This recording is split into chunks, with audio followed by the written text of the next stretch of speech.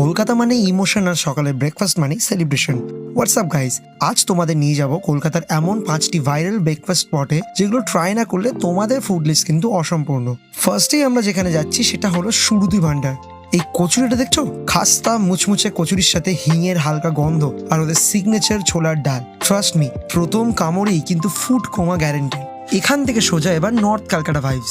শ্যামবাজারের এই 150 বছরের পুরনো দোকানে পা রাখলেই মনে হবে টাইম ট্রাভেল করছি। এদের ক্রিস্পি বাটার টোস্ট, তার সাথে এই থকথকে হাফ বয়েলের egg poach and special omelette, এই ভিনটেজ ইংলিশ ব্রেকফাস্টে কোনো তুলনাই কিন্তু হয় না।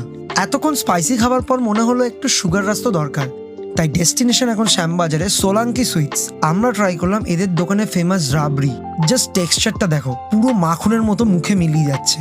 এরপর কলকাতার এই গরমে নিজেকে একটু চিল করতে ট্রাই করলাম রাস্তার ধারে সুপার ভাইরাল এই ম্যাঙ্গো লাস্সি। ঠিক কনসিস্টেন্সি, সাথে ড্রাই ফ্রুটস এ ক্রাঞ্চ, এক চুমুকেই পুরো রিফ্রেশড। আমার মনে হয় এই দামে এই রকম লাস্সি আর কোনো জায়গায় পাওয়া যায় না। আমাদের এপিক ব্রেকফাস্ট ট্রাইলের ফাইনাল হলো ভাইরাল লালুগুলুর দোকান।